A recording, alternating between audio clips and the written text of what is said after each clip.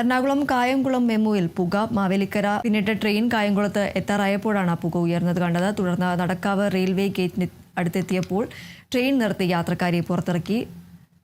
ട്രാക്കിൽ പണിയെടുക്കുകയായിരുന്ന ഇന്ത്യന്മാരാണ് ട്രെയിനിന്റെ പിൻഭാഗത്തു നിന്നും വലിയ തോതിൽ പുക ഉയർന്നത് കണ്ടത്. വിവരമറിയിച്ചതിനെ തുടർന്ന് റെയിൽവേയുടെ സാങ്കേതിക വിദഗ്ധർ സ്ഥലത്തെത്തി പരിശോധന നടത്തുകയും ബ്രേക്കിലെ തകരാറ് കണ്ടെത്തുകയുമായിരുന്നു. ട്രെയിൻ മൊത്തത്തിലും പാളങ്ങളിലും പരിശോധന നടത്തി. മെമു പിടിച്ചിട്ടതിനാൽ മറ്റ് ട്രെയിനുകൾ വൈകി.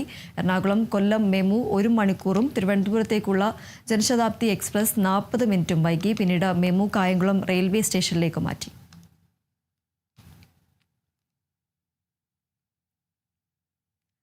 വിഴിഞ്ഞം ഓഹരി കൈമാറ്റ വിവാദത്തിൽ CPIM അഴിമതി ഉന്നയിച്ച നിലപാട് ഏറ്റെടുക്കാതെ CPIM കേന്ദ്ര കമ്മിറ്റി അംഗം EP ജയരാജൻ. പദ്ധതിയിൽ വിവാദം അനാവശ്യമെന്ന് EP ജയരാജൻ പറഞ്ഞു. അഴിമതി ആരോപണം ഉന്നയിക്കാൻ താനില്ലെന്നും ആരോപണങ്ങൾ ഉന്നയിക്കുന്നവർ തന്നെ കാര്യങ്ങൾ വിശദീകരിക്കട്ടെയെന്നും EP ജയരാജൻ കൂട്ടിച്ചേർത്തു.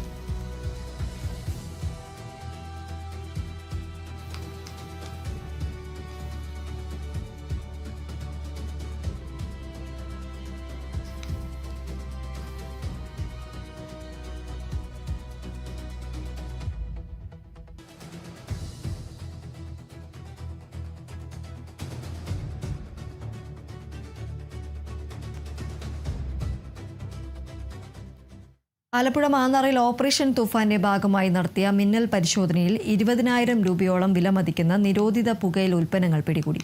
മാന്നാർ ഗ്രാമപഞ്ചായത്തും പോലീസും ആരോഗ്യ വിഭാഗവും സംയുക്തമായാണ് പരിശോധനയ്ക്ക് നേതൃത്വം നൽകിയത്.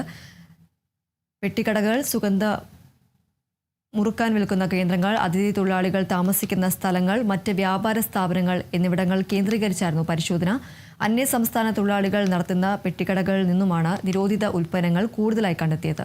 പരിശോധനകളിൽ നിന്നും രക്ഷപ്പെടാനുള്ള തന്ത്രമെന്ന നിലയിൽ സ്ത്രീകളെയും കൊച്ചുകുട്ടികളെയും ഉപയോഗിച്ചാണ് പല കടകളിലും ഈ നിരോധിത ഉൽപ്പന്നങ്ങൾ വിൽപ്പന നടത്തുന്നതെന്ന് പോലീസ് പറഞ്ഞു.